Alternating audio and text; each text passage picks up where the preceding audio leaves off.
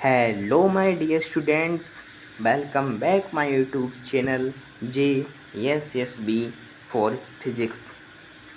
आज मैं आपके लिए एक बेहद ही इम्पोर्टेंट टॉपिक लाया हूँ फर्स्ट चैप्टर का। वो है कूलम्ब्स लॉ। NCERT बेस है, क्लास 12th है।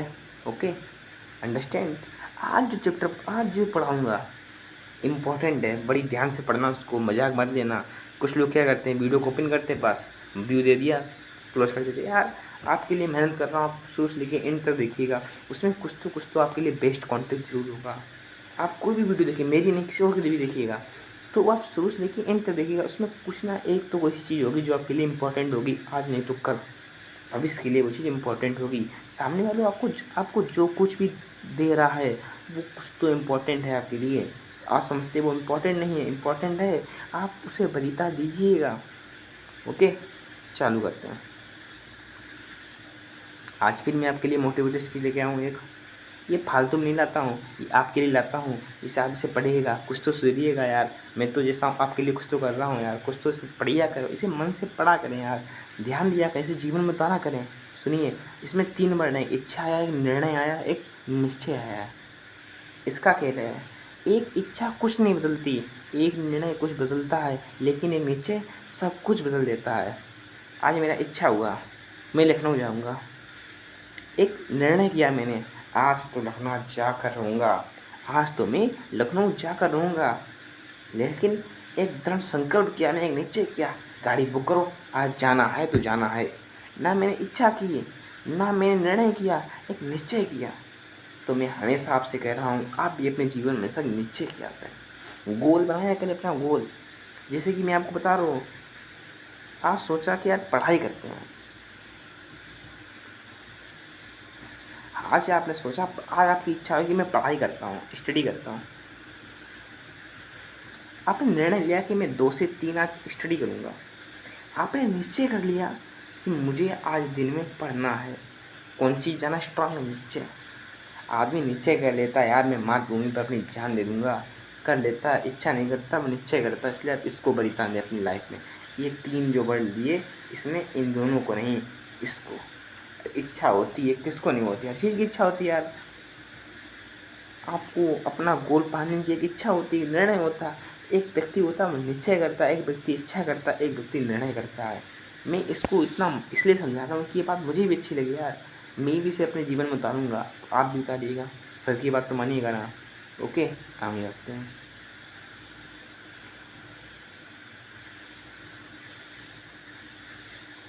Coulomb's law. आज क्या पढ़ेंगे? आज कूलम्ब लॉ पढ़ेंगे। आज सर क्या पढ़ाएंगे? आज सर कूलम्ब लॉ पढ़ाएंगे। ओके, देखिए, एक Q1 है, एक Q2 है। दोनों क्या है? दोनों पॉइंट चार्ज है, दोनों पॉइंट चार्ज है।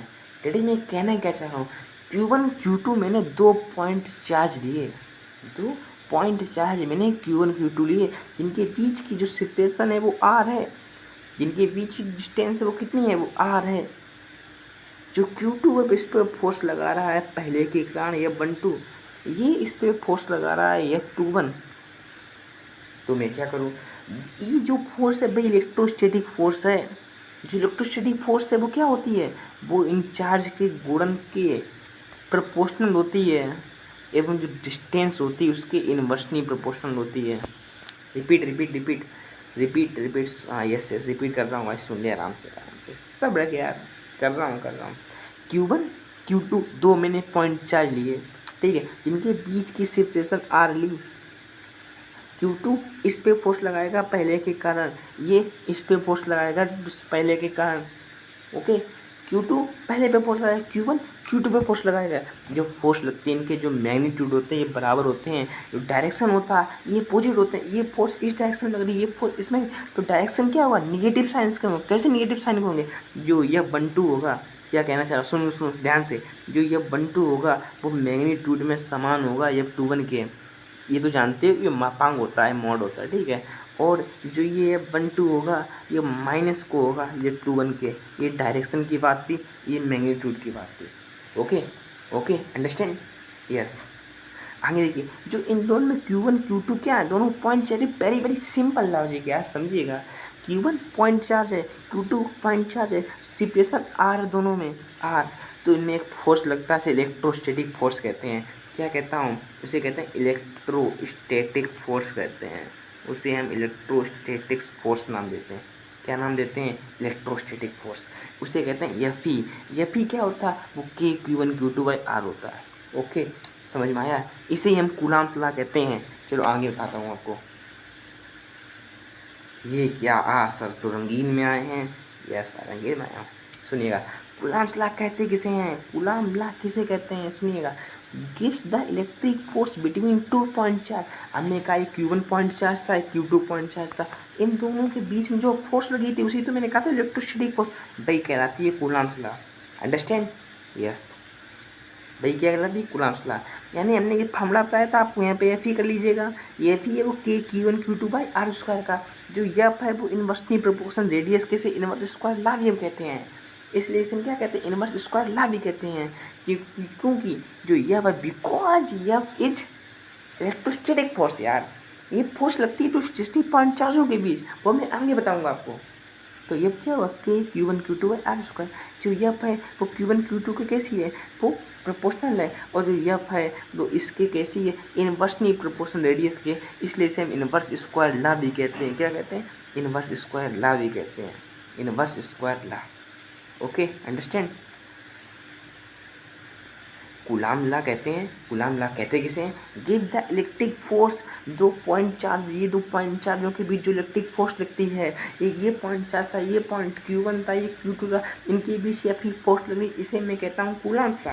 रिपीट कर रहा हूँ फिर से, कूलाम लॉ होता क्या, अब तो आपको लॉ तो पता होगा, होता क्या, लॉ क्या होता है, ये बराबर Q1 Q2, अब उसका इसे इनवर्स स्क्वायर लॉ भी कहते हैं। Okay, understand. यहाँ पर मैंने कहा था के क्या है, कहा था वहाँ पर कि के है का, यहाँ पर बस ये के चीज नया है। Q1 Q2 आप जानते हो, आर बी के क्या है, के कूलाम्स कांस्टेंट होता है, जिसका मान होता है वो मैं आगे बताऊंगा कैसे होता है। Q1 पॉइंट चार्ज पहला आता है, Q2 पॉइंट चार्ज, आर का the distance between two charge. ये देखिएगा फिर से एक बार, आर क्या है, distance between two point charge के बीच डिस्टेंस है।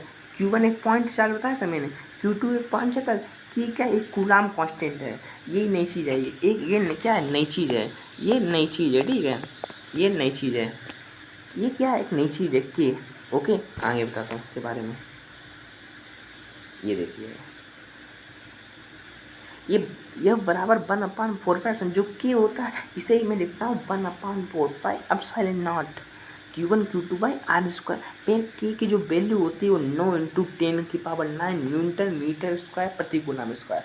आप लोग मात्रा पर ध्यान नहीं देते हैं, आप लोग यूनिट पर ध्यान नहीं देते हैं, मेरी आपसे विनम्र रिक्वेस्ट है कि आप लोग इसे यूनिट पर ध्यान दीजिएगा, इस पर ध्यान दीजिएगा, ध्यान दोगे तो फायदा होगा। जो यूनिट होती है वो किसके लिए होती है, फॉर एयर या वैक्यूम के लिए। किसके लिए होती है, एयर या वैक्यूम के लिए इसका मान होता है, पर एयर के लिए कुछ से ज़्यादा होता है, कम होता है, ये नहीं पता मुझको, पर होता लगभग। वैक्यूम फ्री स्पेस से निर्वात कहते हैं हम लोग, निर्वात, वैक्यूम को हम फ्री स्पेस भी कहते हैं। ओके, वैक्यूम निर्वात भी से कहते हैं, निर्वात, that is free space. Okay, इतना तो समझ में आ गया आपको, डेट इज फ्री स्पेस, निर्वात। आगे देखो 4πε0। ओके, आगे जाते हैं, और भी है ना, ये देखो अब पूरी कहानी मन से समझना है, यहाँ पर पूरी कहानी। मैंने कहा के, वहाँ पर आपसे कहा था ये भी बराबर के Q1 Q2 R स्क्वायर, आपने कहा था के का, के क्या है वहाँ पर, मैंने कहा था कूलाम कांस्टेंट है, ये क्या एक कांस्टेंट आपने कर दिया, तो है तो फिर क्या करूँ मैंने कहा था के को हम इसे 1/4 भी लिख सकते हैं, कहा था ना, के को हम ये भी लिख सकते हैं, के को 1/4 लिखते हैं। इसका मान भी बताया था 9 × 10⁹ न्यूटन मीटर स्क्वायर प्रति coulomb square, newton metre square प्रति कूलाम स्क्वायर। ओके, मात्रा को विशेष ध्यान दीजिएगा। अब यहाँ पर एप्सिलॉन क्या है, डेट इज एप्सिलॉन पे बात आ जाए। हियर यहाँ पर एप्सिलॉन जो है, इसे हम एप्सिलॉन पढ़ते हैं, जो ये चिड़िया लिख देता है ये, इसे हम एप्सिलॉन पढ़ते हैं। ओके, चिड़िया नहीं होता, आसिम गजा सॉरी, इसे हम एप्सिलॉन पढ़ते हैं। ओके, जो एप्सिलॉन होता है वो परमिटिविटी या वैक्यूम होता है। मैंने आपको बताया था वैक्यूम मतलब निर्वात की वैद्युशीलता, एप्सिलॉन होता है। ये एयर के लिए इसका मान इतना होता है, कन्फर्म मान है, याद कर लीजिएगा। मैं न्यूमेरिकल सॉल्व कराने वाला हूँ आपको जल्दी, चिंता मत करिएगा, मैं इसकी न्यूमेरिकल पूरे सॉल्व कराऊंगा, तो उसमें ये वैल्यू बहुत ज़्यादा उपयोग होगी। एप्सिलॉन नॉट की कितनी होती है 8.85 10 की घात माइनस 12। मेरे साथ दर्ज करिएगा 8.85 10 की घात माइनस 12 8.85 10 की घात माइनस 12 याद होगी। कूलाम स्क्वायर न्यूटन पर मीटर स्क्वायर, ये तो याद होगा। कूलाम स्क्वायर न्यूटन पर मीटर स्क्वायर इसका क्या मात्रक होता है 10। इस प्रकार वैक्यूम ऑफ एयर के लिए सूत्र बन गया के की जगह 1 हो गया और क्या हो गया 4 pi epsilon not Q1 Q2 by r square. Okay understand, इतनी चीज़ समझ में आ गई। अब आपने ये किया एप्सिलॉन नॉट मुझे बता दिया, ओके हाँ बता दिया। आपने मुझे एप्सिलॉन नॉट बता दिया, ओके हाँ बताया यार। एप्सिलॉन नॉट का आपने मुझे मान भी बता दिया, ये उसका आपने मुझे मान भी बता दिया, हाँ बता दिया। फिर आपने मुझे इसका सूत्र भी बता दिया, हाँ। ये एप्सिलॉन नॉट की जब वैल्यू होती है तो उसका डायमेंशन भी होगा ना, हाँ सही पहुँचे हो आप, आपने सही गेस किया। इसका डायमेंशन ये होता है यार, डायमेंशनल ये होता है तो उसका यूनिट क्या होता है, यूनिट ही होता है। कैसे होता है ये आप फार्मूले से निकाल सकते हैं यहाँ से। ओके मैं आपको डायमेंशन समझा रहा हूँ। या साइन नोट की डायमेंशन निकालोगे तो Q square upon 4 into length हो जाएगी। क्यू की जो क्यू होता है इसकी डायमेंशन 80 होती है, आप ध्यान रखना। हमेशा डायमेंशन को बड़े क्वेश्चन लिखते हैं तो 80 ये लिखी है, स्क्वायर का कर दिया, फोर्स की एमएलटी पावर -2 होती है, लेंथ की एल होती है। जब इसको मैंने हल किया, जब मैंने इसको हल किया तब साइन नॉट की जो आई है वो m पावर -1 एल की पावर -3 टी की पावर 4 ए की पावर 2।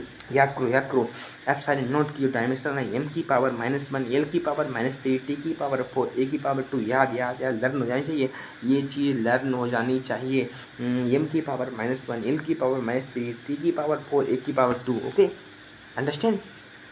ओके सर यदि हम Q1 Q2 को क्या कर दें 1 कूलाम, Q1 Q2 यदि 1 कूलाम मान ले और रेडियस 1 मीटर मान लें तो यह बराबर हमारा 1 यहाँ पर देखिएगा ये 1 ये मल्टीप्लाई 1 से हो जाएगा, कितना बचेगा इतना बचेगा, ये रखा है। इसका जो मान होता है वो 9 गुणे 10 की पावर 9 होता है। तो फोर्स कितनी होगी, फोर्स 9 गुणे 10 की power 9।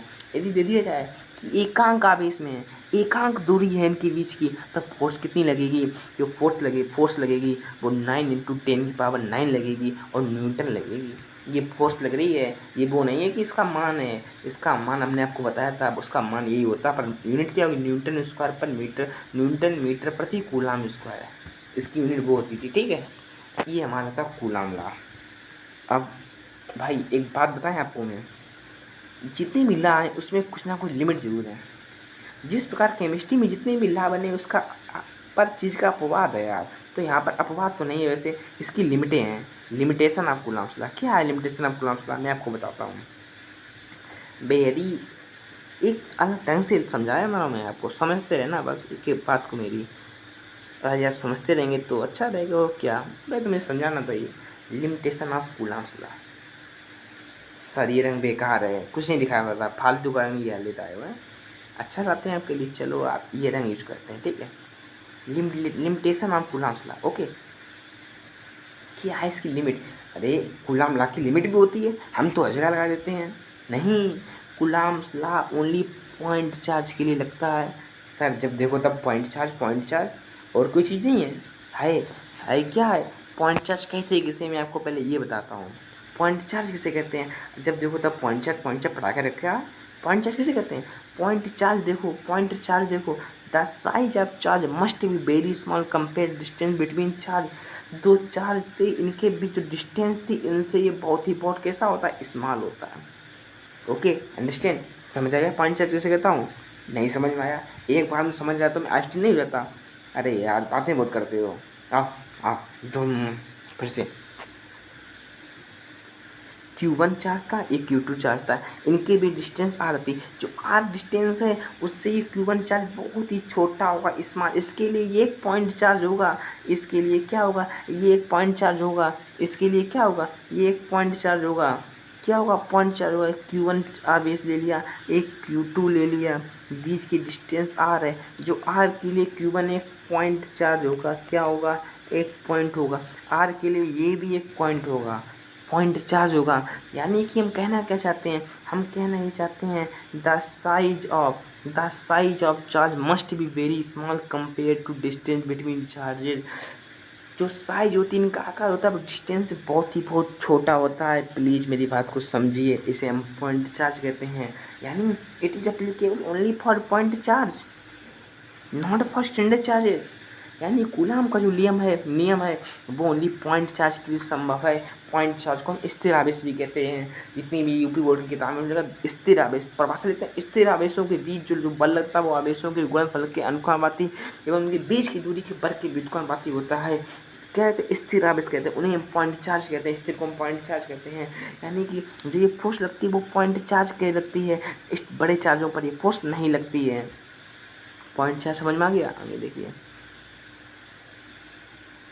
It is applicable only for stationary charge. ये ओनली विराम के लिए संभव है। जो जब चार्ज विराम होंगे तभी ये फोर्स लगेगी। अरे एक चार्ज मोशन में, एक चार्ज विराम में, तब तो फोर्स लग जाएगी। अरे दोनों चार्ज मोशन में है तब ये फोर्स नहीं लगेगी। इट इज़ इम्पॉसिबल, हम तब कूलाम्स लॉ वहाँ पर नहीं लगा पाएंगे। It is applicable only for stationary rest, लिखा है मैंने क्वेश्चन में, rest rest rest, stationary charge, rest charge, stationary charge क्यों क्या कहते हैं? Rest charge. ओके, समझ में आ गया? यानी it is applicable only for stationary charge. ये स्टेशनरी चार्ज यानी विराम चार्ज के लिए फोर्स लगती है। इट इज़ नॉट वैलिड यदि आर का मान 10 की पावर माइनस 15 लिखा है, 10 की पावर माइनस का 15, okay 15, okay. It is not valid for if radius हमारी जो 10 की पावर माइनस 15 से छोटी, यदि जो हमारी रेडियस है 10 की पावर माइनस 15 से छोटी है तो हमारा कूलाम्स लॉ नहीं लगेगा, कूलाम लॉ वहाँ पर नहीं लगेगा। ये होगी उसकी लिमिटें।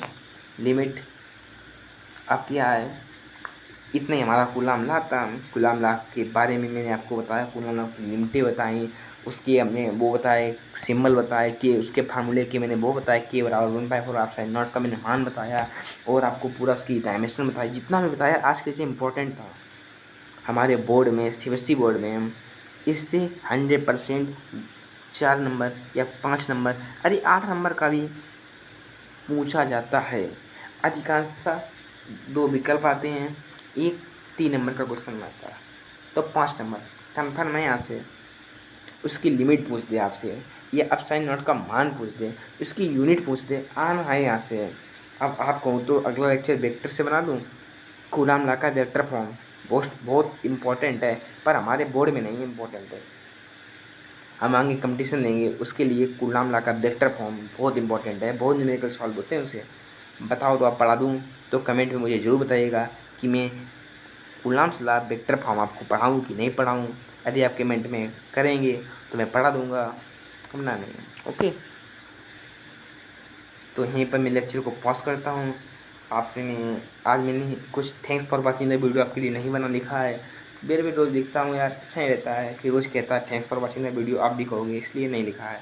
तो मैं आपसे एक ही गुजारिश करता हूँ, please subscribe the channel, subscribe कर दीजिएगा चैनल को, और चैनल को जितना जो है शेयर करिएगा यार। मैं आपको यहाँ पर इतना बेस्ट दे कॉन्टेक्ट दे रहा हूँ। ये देखिए एक एक लिमिट आपको मैं पढ़ाई, पॉइंट चार्ज एक एक बिल्कुल स्टैंडर्ड क्लीन मैं आपको पढ़ा रहा हूँ। तो आपसे बस यही गुजारिश है, मेरे चैनल को शेयर कर दीजिएगा, सब्सक्राइब कर दीजिएगा, सब्सक्राइबर बढ़ाइएगा तो अधिक से अधिक लोग देखेंगे, मुझे भी फ़ायदा होगा यार। फ़ायदा क्या, लोग देखेंगे, मुझे अच्छा लगता है। लाइक करिएगा, कमेंट करिएगा, और क्या। जय हिंद।